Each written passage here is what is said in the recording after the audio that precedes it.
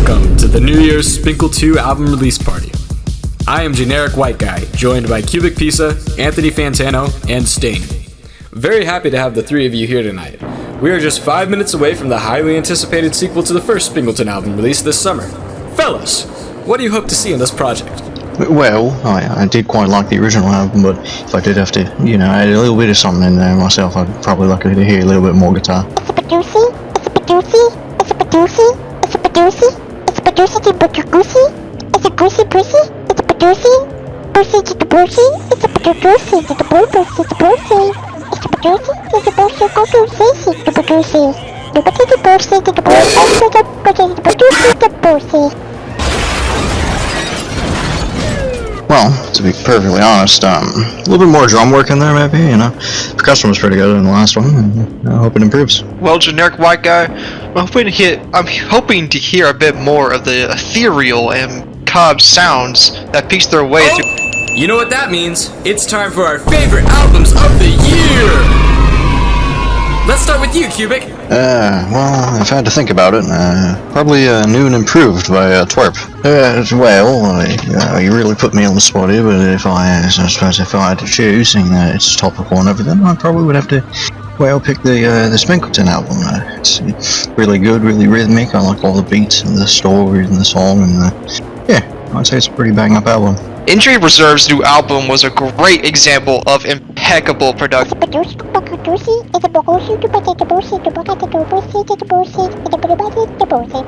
Alright everyone, so if you had to choose, what was your favorite song on the last Spinkleton album? My favorite song, not my ballad, I don't have one, my favorite song was probably Ballad of Buster Spinkleton. Well, you see, the story wasn't enthralling.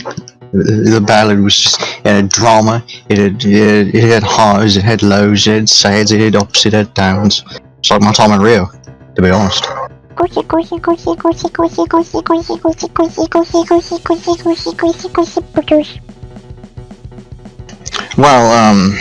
I do have to admit my favorite song on the album was, I do have to agree with Mr. Sting over here, Ballad of Buster Spinkleton did kind of go hard. I enjoyed the chromatic complexity and major sevenths featured on Shitpost. Their range is so well done and thought. Oh, alright guys, you know what that means.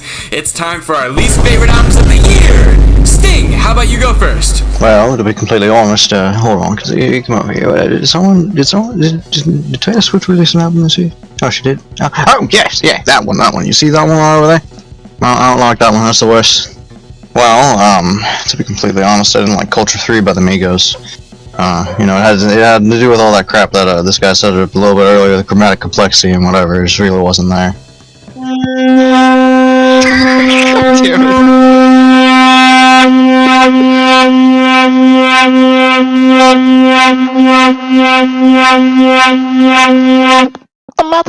Well, personally, I absolutely despise Spinkleton. I hope that group ceases to exist. The lack of complexity and flat-out stupid story is such a fucking bore. I would rather. Alright guys, and since it's finally 2022, what are your New Year's resolutions? Well, mine is to make actually funny videos.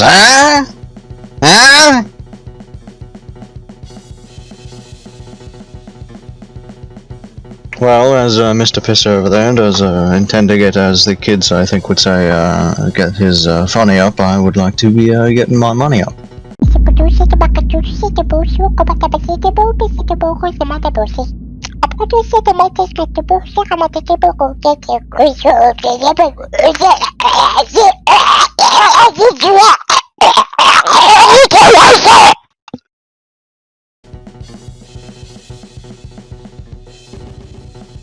I would like to start a collection of plaid shirts and look to begin giving back more to my community. I believe it is important. Alright guys, it seems that we're all out of time.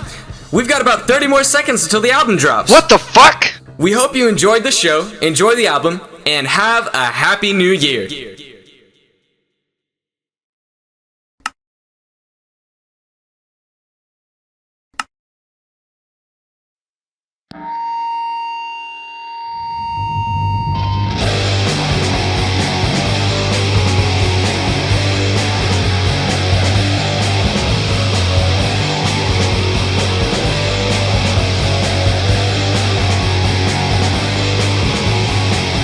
swear Spink's not dead.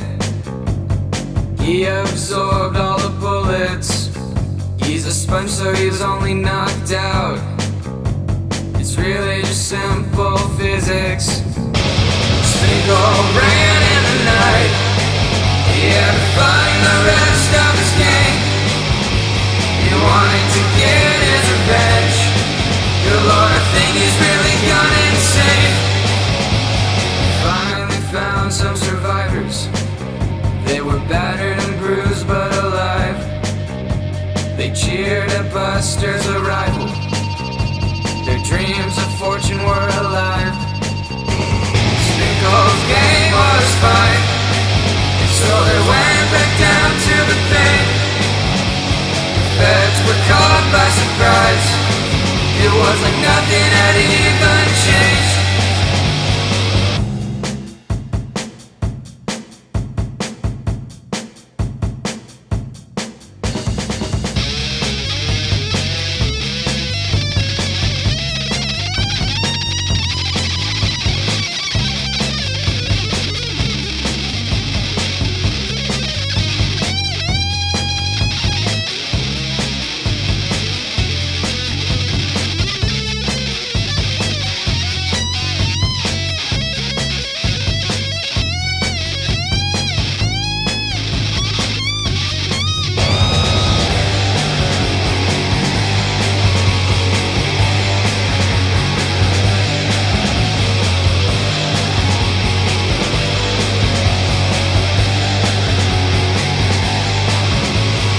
Gang didn't let off the gas.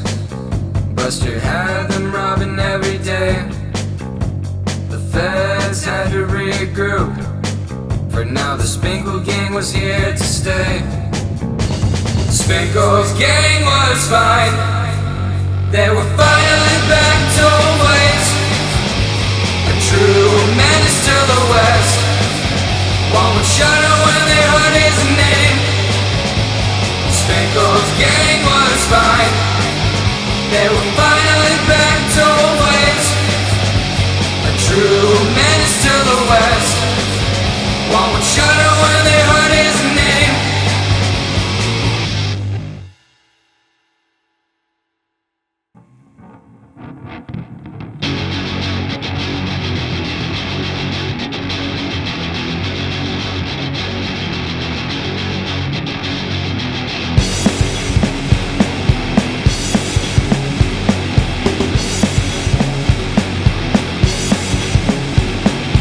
Walking in the sand, where'd I come from? He took me in, now I'm dumb. We should just talk, universal one, rambling on.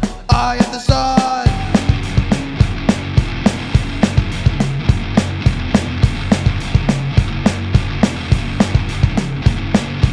Angel of life, what do you need? I'm passing by, life truly free. I can't tell you what I mean. I'm not angry, don't forsake me. I don't wanna be here, you're a mother. I don't wanna be here, you're a mother. I don't wanna be here, you're a mother. I don't wanna be here. I just read the show and it's already over. I just read the show and it's already over. I just read the show and it's already over. I just read the show.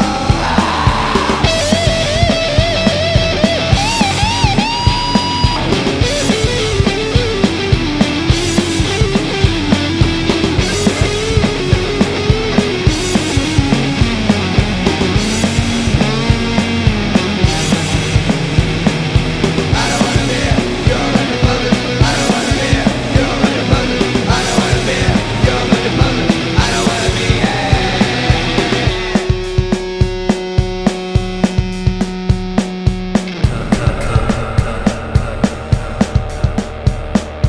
Walking in the sand, where'd I come from? He took me in, now I'm dumb. We should just talk, universal one, rambling on. I am the sun, angel of light, what do you need? I'm passing by, life truly free. I can't tell you what I mean. I'm not angry, don't forsake me. I don't wanna be here, you're a mother. I don't wanna be here, you're a mother. I don't wanna be here, you're a mother. I don't wanna be here. I just read the show and it's already over. I just read the show and it's already over. I just read the show and it's already over. I just read the show.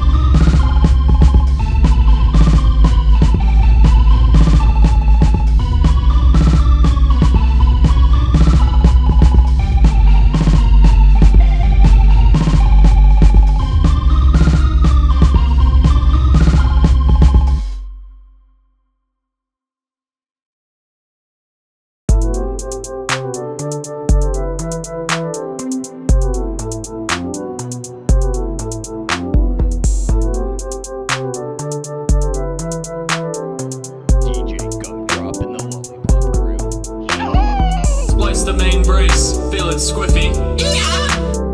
Squids pull up and they leave maroon. Cracked Jenny's teacup, still got a stiffy. Oh my! Coming at you like a monsoon. You know I'm a sea dog, they call me Griffy. Have the ladies done by mid-afternoon. Horn swag with the whole pour, you know I'm slicky. Booty so large I had to use the harpoon. Hat sideways, like I'm Napoleon. We all poison on that glue. Money tall, not like Napoleon. Booty and Frank's nothing new.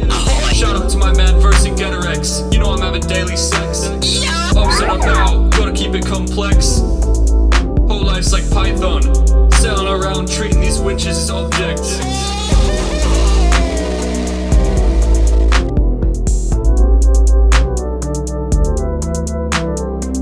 DJ Gut Drop.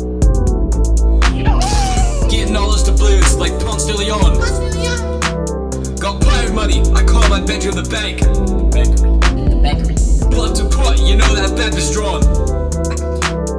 And if you touch my loot, you know you'll hit the blank. When I'm in Louisiana, I'm collecting francs. If the funds are there, you know that we are gone. We out. Hit my goal together, make the booty clank. Clank. Off the rum and I hear land ho from John. I get more booty than the loot. And if a frigate arrives, we'll put some holes in its side. Great, short on deck, I got two.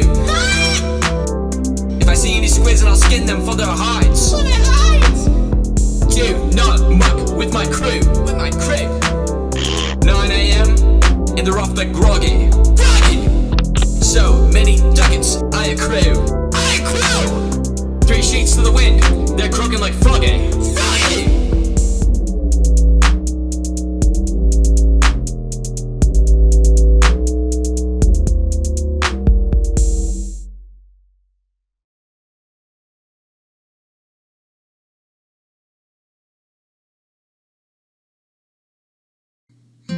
Believe it or not, in the not-so-distant past, Spinkleton had a wife and a child.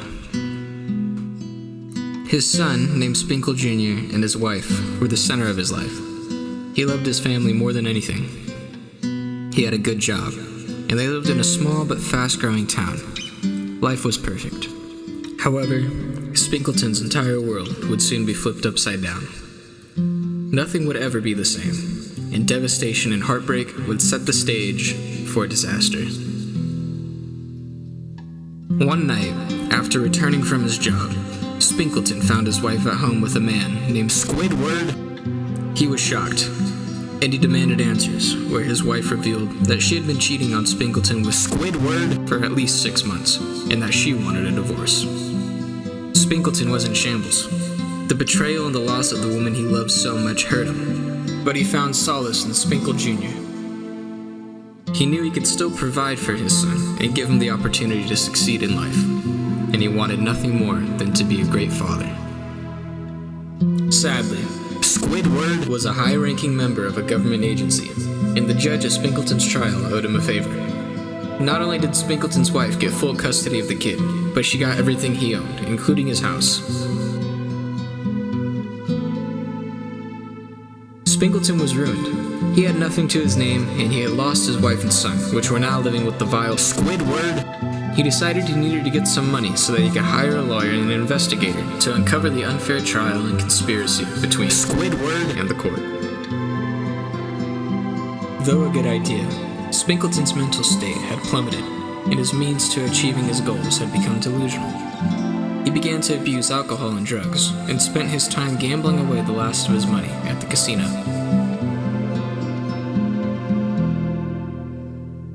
Finally, he had lost the last of his savings, betting it all on red at a roulette table. As Spinkleton walked out of the casino, he knew he only had one option left. He snuck onto a train that was headed out west to Phoenix, Arizona.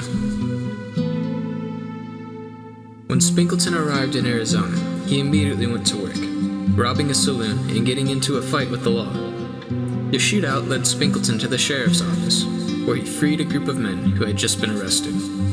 The men began to follow Spinkleton, joining him in robbing banks, trains, and anything else they could find. As Buster Spinkleton's gang grew, so did his notoriety. Eventually, federal agents were sent to take care of Buster's gang once and for all. These agents were led by none other than Squidward himself. It did not take long for Spinkleton to find out that Squidward was the leader of the government agency that was after him. Buster Spink knew that he needed to defeat the vile Squidward once and for all. And he had a plan.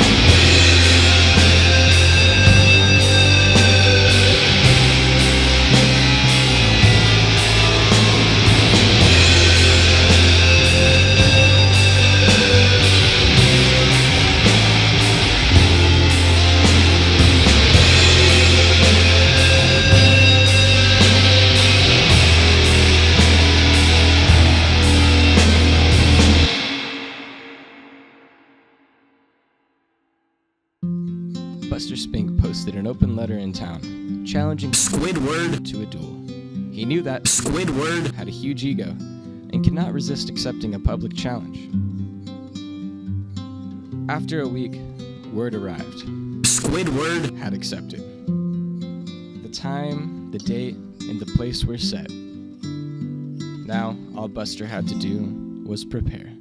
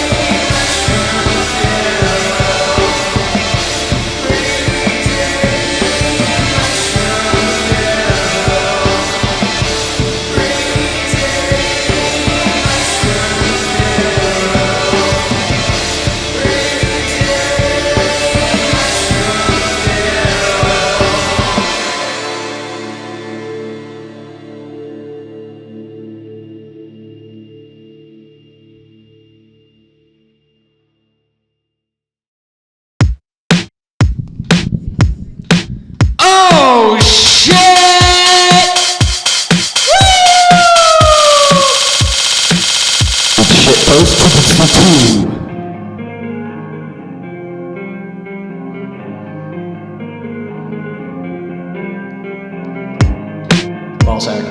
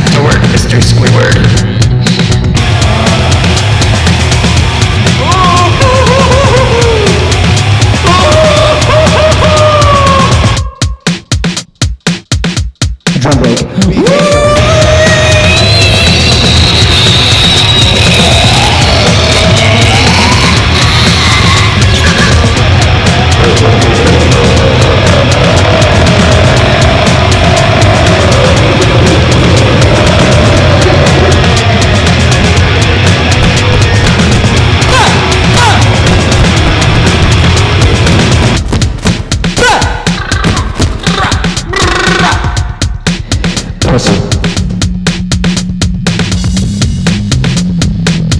Gloves on my feet. A classic. Wouldn't you agree? I mean, it's just one of those. Holy shit. Holy shit. Oh, my mouth. Holy shit. Holy shit!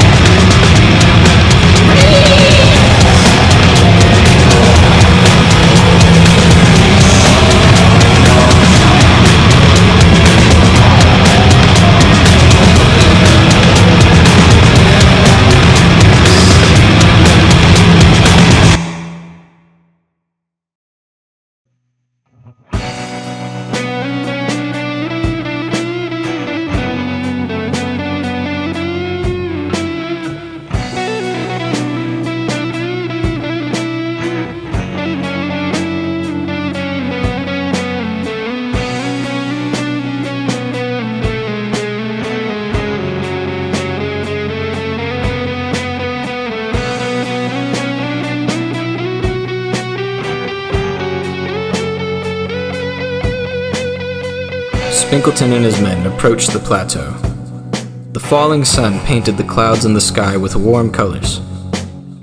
The men followed an old path up to the top, where they found Squidward and his men. Spinkleton's wife and his son Spinkle Jr. were both there as well. Buster Spink was infuriated at their presence. It seemed that Squidward had no limits when it came to his manipulation tactics. He doesn't need to see this, shouted Spinkleton. Squidward laughed. Then give it up, Spinkle Nuts. Spinkleton knew he had come too far to stop now. Buster Spink readied his stance. The men around Squidward cleared, as he did the same. They stood 15 feet apart from one another, each with their feet shoulder-width apart, and their hands to their sides. Both had a revolver on the right side of their belt. I've been waiting a long time for this, Spanktron, said Squidward. It's time to die. That's exactly what Joe said to me before my last duel, replied Buster Spink. Squidward looked confused. Joe? Joe who? he asked. Spinkle smirked, letting out a sly grin. Your time is up, Squidward. The world will be a better place when you're gone. You'll still go to jail, and you will hang, Spinkle, said Squidward. We don't negotiate with outlaws like you. Spinkle's smile left his face, leaving a grim stare. This has never been about me, he said. Squidward took 2 steps forward, and Buster Spinkleton followed suit. The low whispers of the crowd around them silenced. and the only thing that could be heard was the wind. The two locked eyes. The moment had finally arrived. It was time for the men to draw.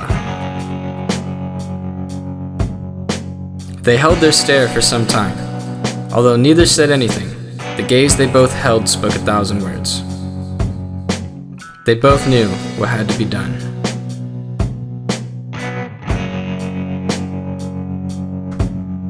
The two quickly raised their revolvers and fired a single round each.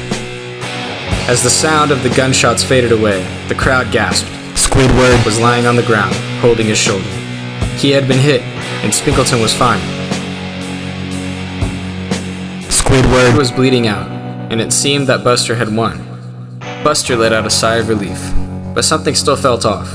Something was missing.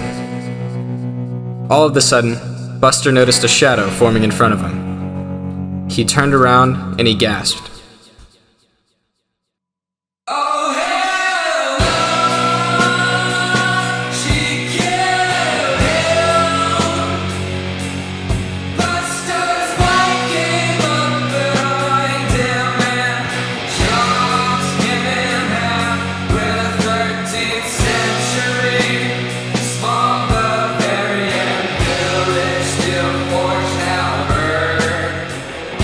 And to make things worse, she did it all right in front of their son.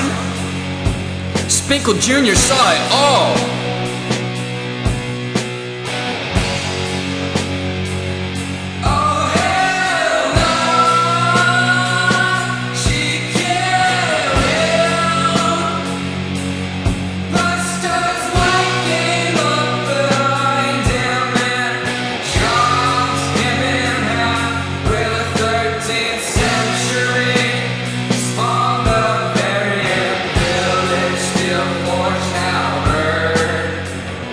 This is so sad. She killed her own husband. Surely, this act will not lead to any negative repercussions in the future.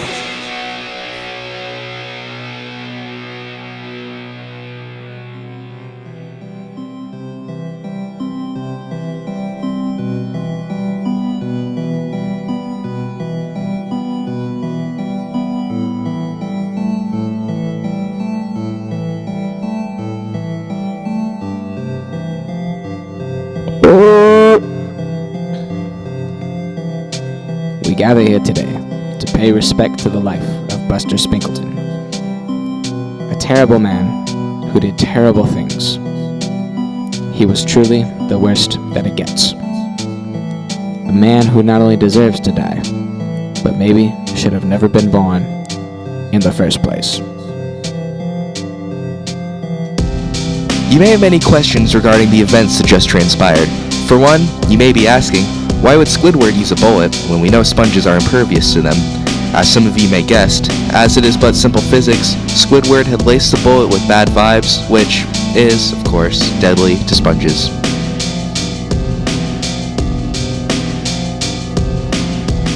As the grain of damnation filled Spinkle's thoughts, the 2-year-old Spinkle Jr., who had been a witness to the entire event, could not help but think why. What was the point of all this? Why did he have to watch his father die brutally? And what did nature gain? After all, in the far distant future, everything will turn to the void, and the universe will be emptied. There is no action that could change this, and there are no actions that will be remembered. Everything that everyone does is pointless. So why do we act? What is the driving force? Is it love? It is the only thing that cannot be explained by nature. Is the point of our existence to love? It must be. Maybe I should not despair over the tragedies of life, but instead find solace in the privilege of being capable of love. Buster Spinkleton was dead. The law rounded up the rest of his gang, and the days of the Menace of the West were finally over.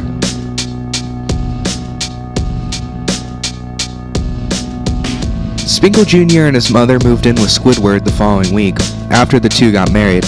Squidward received a promotion ordered by President Dan Quayle himself. Squidward became the head of the government agency that he worked for, and moved him and his new family to the District of Columbia. As Spinkle Jr. grew, he began to forget the memories of his father. Periodically, he would awake screaming in the middle of the night, with nightmares of the plateau, but he never knew why he saw them. He grew up to be an angry child, clamoring for some sort of revenge he could not understand. When he told his parents about the nightmares and visions, they simply told him he was crazy and that he needed to stop fishing for attention.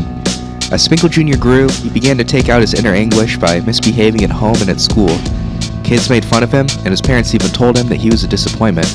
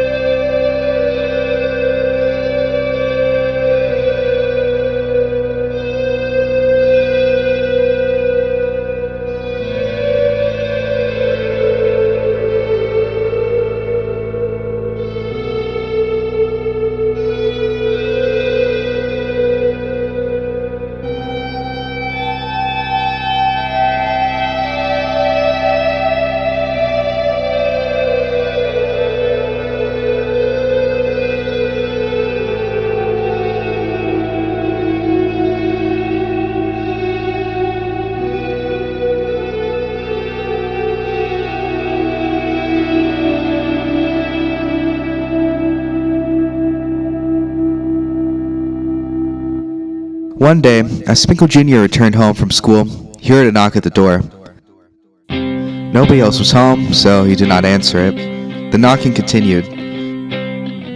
Spinkle Jr. peeked into the blinds, seeing a man in a dark coat at his doorstep. The knocking continued. Spinkle Jr. finally opened the door. Listen, kid, I know who you are. I know why you're having these nightmares. Let me tell you the truth.